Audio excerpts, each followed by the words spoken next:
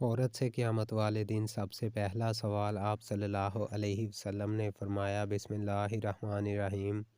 ناظرین، جب قیامت کا وقت بالکل قریب آ جائے گا تو اللہ تبارک و تعالی حضرت اسرافیل علیہ السلام کو سور پھونکنے کا حکم دیں گے، تو حضرت اسرافیل علیہ السلام اللہ تبارک و تعالی کے حکم کے مطابق سور پھونکیں گے اور آہستہ آہستہ دنیا تباہ و برباد ہونا شروع ہو جائے گی، اور روئے زمین پر بسنے والی ہر مخلوق، انسان، جنات، چرند پرند، الغرض کوئی بھی چیز ایسی باقی نہ ہوگی جو زندہ ہو۔ اس وقت سب کا نام و نشان مٹ جائے گا اور سب کچھ تباہ و برباد ہو جائے گا۔ دلکش اور خوبصورت نظر آنے والی اس زمین پر ہر طرف چٹیل میدان اور ویرانی ہی ویرانی ہو جائے گی۔ اس کے بعد اللہ تبارک و تعالی ارشاد فرمائیں گے کہ کون ہے جس کی آج بادشاہی ہے، اور کہاں گئے دنیا کے جبار اور متکبر لوگ۔ دنیا کی اس تباہی کے بعد ایک لمبا عرصہ خاموشی اور سناٹے میں گزر جائے گا، اور اس لمبے عرصے کا علم صرف اللہ تبارک و تعالی کو ہی ہے۔ پھر جب اللہ تبارک و تعالی چاہے گا تو نئے سرے سے زمین و آسمان اور فرشتوں کو پیدا کرے گا۔ انسانوں کو دوبارہ زندہ کرنے کے لیے اللہ تبارک و تعالی آسمان سے بارش نازل فرمائے گا، جس کے نتیجے میں ہر انسان کی ریڑھ کی ہڈی سے پورا انسانی ڈھانچہ تیار ہو جائے گا، اور اس ڈھانچے پر اللہ تبارک و تعالی کے حکم سے گوشت پوشت چڑھ جائے گا۔ اس طرح جب تمام انسان دوبارہ زندہ ہو جائیں گے تو اللہ تبارک و تعالی حضرت اسرافیل علیہ السلام کو دوبارہ سور پھونکنے کا حکم دیں گے۔ اس وقت تمام انسان ننگے پاؤں، ننگے بدن اور بے ختنہ اٹھ کھڑے ہوں گے، جس طرح ماں کے پیٹ سے پیدا ہوئے تھے، اور اس دن اللہ تبارک و تعالی کا یہ فرمان پورا ہوگا، جس طرح کہ اللہ تبارک و تعالی قرآن پاک میں ارشاد فرماتا ہے، اور تم لوگ فرداً فرداً ہمارے پاس حاضر ہو گئے جس طرح ہم نے تمہیں پہلی مرتبہ پیدا کیا تھا۔ ناظرین، سب سے پہلے اللہ تعالیٰ کے پیارے نبی حضرت محمد مصطفیٰ صلی اللہ علیہ وآلہ وسلم اپنی قبر انور سے باہر تشریف لائیں گے۔ اس کے بعد حضرت عیسیٰ علیہ السلام اور دیگر انبیاء کرام اپنی قبر انور سے باہر تشریف لائیں گے، اور اس کے بعد شہدائے کرام اور اللہ تبارک و تعالیٰ کے نیک بندے اور اہل ایمان اٹھیں گے۔ اس دن کافر، مشرک اور منافق لوگ اپنے اپنے اعمال کے مطابق اپنی قبروں سے زندہ اٹھیں گے۔ کوئی اندھا ہوگا تو کوئی بہرا ہوگا تو کوئی لنگڑا ہوگا، اور کسی کو چونٹیوں کی شکل میں اٹھایا جائے گا، اور کوئی شخص اپنے مال کے مطابق سر کے بل اٹھے گا۔ اس دن کافر اس غیر متوقع زندگی کے منظر دیکھ کر شدید خوف اور غم کے اندر مبتلا ہو جائیں گے، اور ان کی آنکھیں اس خوفناک منظر کو دیکھنے کے بعد پتھرا جائیں گی، اور ان کافروں کے دل کانپ رہے ہوں گے اور کلیجے منہ کو آ رہے ہوں گے۔ اس دن اتنا وحشت ناک عالم ہوگا کہ کوئی غمسار اور مددگار نہ ہوگا، اور اس دن نہ ہی کوئی ایک دوسرے کو پوچھنے والا ہوگا، اور اہل ایمان بھی اپنے اعمال کے مطابق اپنی قبروں سے اٹھیں گے، اور اس دن شہدائے کرام اپنے بہتے ہوئے تازہ خون کے ساتھ اٹھائے جائیں گے، اور جو شخص جس حالت میں فوت ہوگا وہ اسی حالت میں اپنی قبر سے اٹھے گا، یعنی جو گناہ کرتا ہوا مر گیا وہ اسی گناہ کی حالت میں اٹھے گا، اور جو شراب پیتا ہوا مرا وہ اسی شراب پیتا ہوا اٹھے گا، اور جو زنا کرتا ہوا مرا اسی طرح زنا کی حالت میں اٹھے گا۔ ناظرین، اس طرح جب تمام مخلوق زندہ ہو جائے گی اور اپنی اپنی قبروں سے باہر نکل جائے گی، پھر اس کے بعد قبروں سے اٹھتے ہی ہر انسان پر دو فرشتے مقرر کر دیے جائیں گے، اور وہ فرشتے تمام لوگوں کو میدان حشر میں پہنچا دیں گے۔ ناظرین، آپ کو بتاتے چلیں کہ میدان حشر ملک شام کے علاقے میں قائم ہوگا، اور سبھی لوگوں کو اپنی اپنی قبروں سے اٹھ کر اس میدان میں جانا ہوگا، اور کفار میں سے جو لوگ اندھے اٹھیں گے وہ ٹھوکریں کھاتے گرتے پھرتے میدان حشر میں پہنچیں گے، اور جو لوگ چونٹیوں کے جسم میں اٹھیں گے وہ لوگوں کے پاؤں تلے روندے جا رہے ہوں گے۔ اور جو لوگ سر کے بل اٹھائے جائیں گے وہ لوگ انتہائی ذلت اور رسوائی کے ساتھ میدان حشر میں پہنچیں گے، اور بعض کافروں پر آگ مسلط کر دی جائے گی جو ان کافروں کو ہانک کر میدان حشر کی طرف لے جائے گی، اور اہل ایمان بھی اپنے عقائد اور اعمال کے مطابق میدان حشر کی طرف رواں دواں ہوں گے۔ بعض اہل ایمان پیدل پہنچیں گے اور بعض اہل ایمان اونٹوں پر سوار ہو کر میدان محشر میں پہنچیں گے۔ کسی اونٹ پر ایک شخص ہوگا تو کسی اونٹ پر دو، حتیٰ کہ کسی اونٹ پر 10 آدمی بھی سوار ہوں گے۔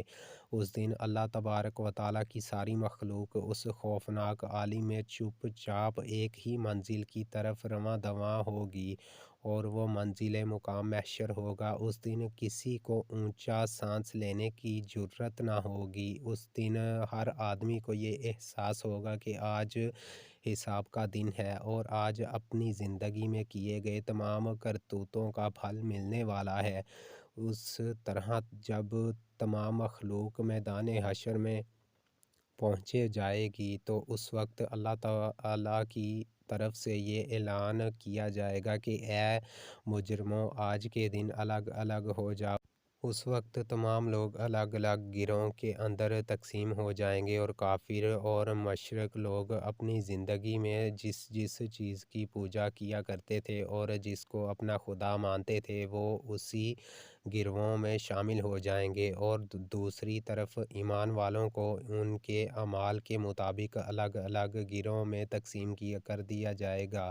نیک لوگ نیک لوگوں کے ساتھ ہو جائیں گے۔ ناظرین، میدان حشر میں تمام لوگ ننگے پاؤں اور ننگے بدن ہوں گے۔ اس دن سورج 1 میل کے فاصلے پر آگ برسا رہا ہوگا، اور زمین تپش کی وجہ سے دہک رہی ہوگی، اور جسم سورج کی آگ میں جل رہا ہوگا، اور زمین اتنی گرم ہو جائے گی کہ زمین پر پاؤں نہ رکھا جا رہا ہوگا، اور دور دور تک کہیں سایہ نظر نہیں آ رہا ہوگا، اور لوگ اپنے اپنے عقائد اور اعمال کے مطابق اپنے اپنے پسینوں میں ڈبکیاں لگا رہے ہوں گے۔ کچھ لوگ اپنے گناہوں کے مطابق ٹخنوں تک پسینے میں ڈوبے ہوں گے، اور کچھ لوگ سینے تک پسینے کے اندر ڈوبے ہوں گے، اور کچھ لوگ اپنے اعمال کے مطابق پورے کے پورے پسینے میں ڈبکیاں لگا رہے ہوں گے۔ حشر کا یہ خوفناک دن 50,000 سالہ ہوگا، اور لوگ بھوک اور پیاس اور شدید گرمی کی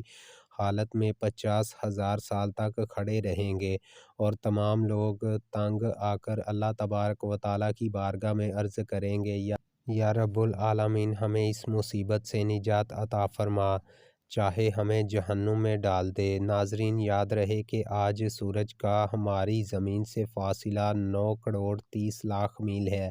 اس کے باوجود بھی جون جولائی کے مہینے میں زمین اس قدر گرم ہو جاتی ہے کہ 1 منٹ کے لیے بھی زمین پر ننگے پاؤں کھڑا نہیں ہوا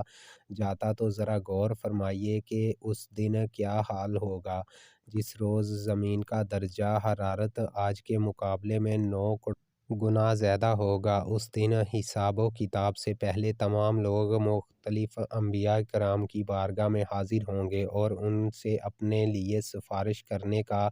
کہیں گے، لیکن سب انبیاء کرام ایک ہی جواب دیں گے کہ آج میرا رب اتنا غضبناک ہے کہ اس سے پہلے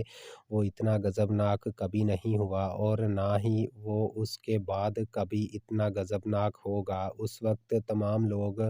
مایوس ہو کر حضرت محمد مصطفیٰ صلی اللہ علیہ وآلہ وسلم کی بارگاہ میں حاضر ہوں گے اور آپ کی بارگاہ میں عرض کریں گے، یا رسول اللہ صلی اللہ علیہ وآلہ وسلم، آپ اللہ کے پیارے رسول ہیں اور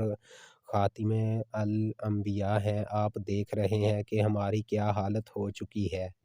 آپ اپنے رب کے حضور ہماری سفارش کر دیجئے کہ وہ ہمارے حساب و کتاب کا آغاز فرمائے اور ہمارے گناہوں کو بخش دے۔ تو اس وقت آپ صلی اللہ علیہ وآلہ وسلم یہ ارشاد فرمائیں گے کہ آج کے دن سفارش کے لائق صرف میں ہی ہوں۔ چنانچہ اس وقت حضرت محمد مصطفیٰ صلی اللہ علیہ وآلہ وسلم کو میدان حشر سے سفارش کے بلند ترین مقام محبوب تک پہنچا دیا جائے گا، جو جنت جنت میں عرش الہی کے نیچے ہوگا، اور وہاں پہنچ کر حضور پاک صلی اللہ علیہ وسلم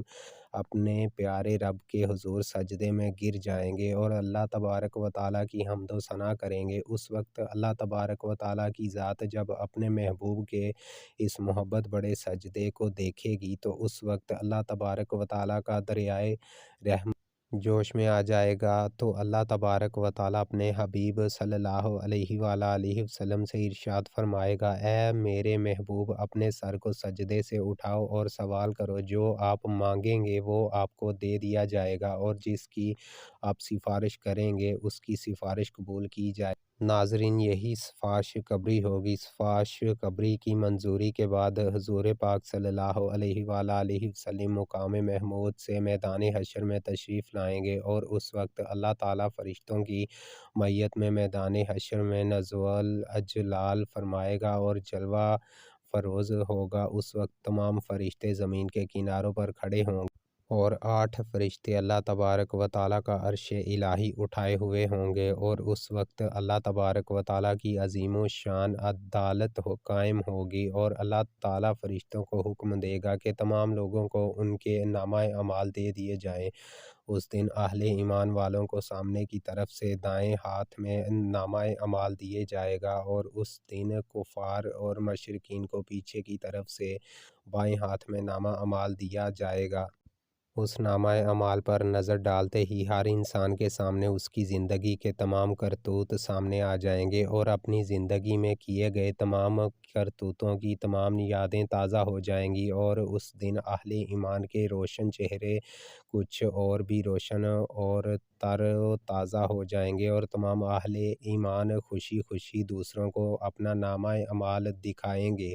جیسا کہ اللہ تبارک و تعالیٰ اس منظر کی طرف اشارہ کرتے ہوئے قرآن پاک میں ارشاد فرماتا ہے: اور لوگ کہیں گے کہ آؤ اور میرا نامہ اعمال پڑھو، اور اس دن مشرکین اور کفار کے چہروں کی سیاہی میں کچھ اور بھی اضافہ ہو جائے گا، ذلت ان کے چہروں پر چھا جائے گی، حسرت اور ندامت سے وہ اپنے ہاتھوں کو چھپائیں گے کہ اے کاش ہمیں اپنا نامہ اعمال نہ دیا جاتا، اور کاش کہ میں یہ نہ جانتا کہ میرا نامہ اعمال اور حساب و کتاب کیا ہے۔ کفار اور مشرکین بار بار اپنے نامہ اعمال کو دیکھیں گے اور تعجب سے کہیں گے کہ یہ کیسا عجیب و غریب نامہ اعمال ہے کہ اس میں ہر چھوٹا بڑا عمل لکھا ہوا ہے۔ کم بختی، یہ نامہ اعمال کیسا ہے؟ کوئی چھوٹے سے چھوٹا یا بڑے سے بڑا عمل ایسا نہیں جو اس میں نہ لکھا ہوا ہو۔ ناظرین، نامہ اعمال کی اس تقسیم کاری کے بعد سوال و جواب کا سلسلہ شروع ہو جائے گا۔ حضرت انس رضی اللہ تعالیٰ عنہ سے روایت ہے کہ آپ صلی اللہ علیہ وسلم قیامت کے دن عورتوں سے سب سے پہلے نماز کے متعلق سوال کیا جائے گا کہ پابندی کے ساتھ وقت پر ادا کیا تھا کہ نہیں۔ پھر شوہر کے متعلق سوال ہوگا کہ اس کے ساتھ کیسا برتاؤ کیا تھا۔ اس حدیث کے فائدے میں لکھتے ہیں: حشر کا میدان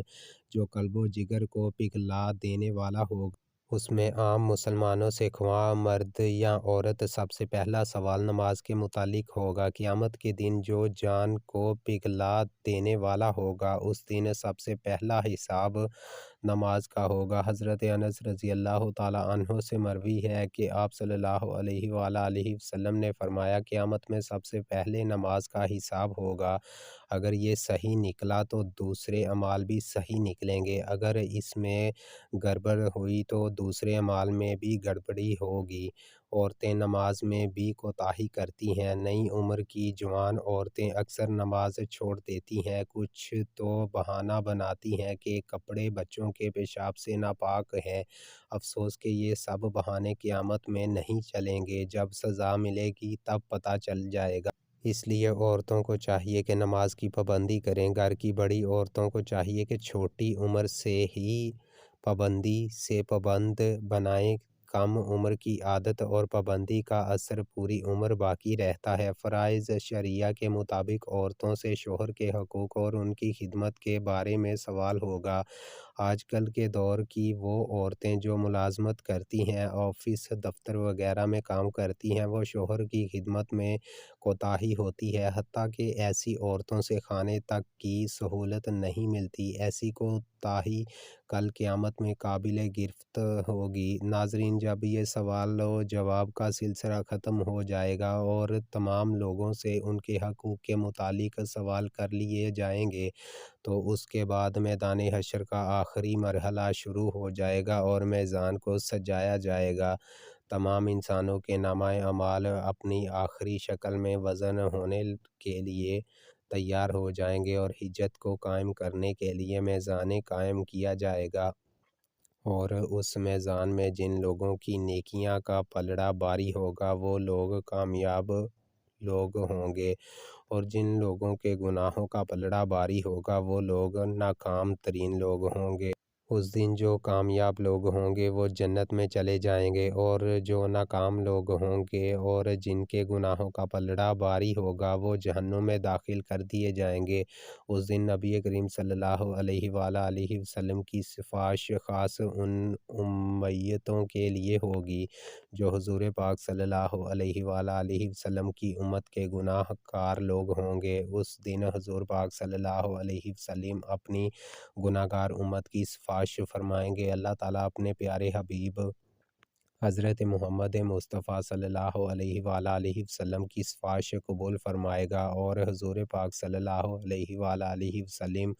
اپنی گناہ گار امت کو اپنے ساتھ لے کر جنت میں تشریف لے جائیں گے۔ اللہ تعالیٰ سے دعا ہے کہ اللہ تعالیٰ اپنے پیارے حبیب حضرت محمد مصطفیٰ صلی اللہ علیہ وآلہ وسلم کے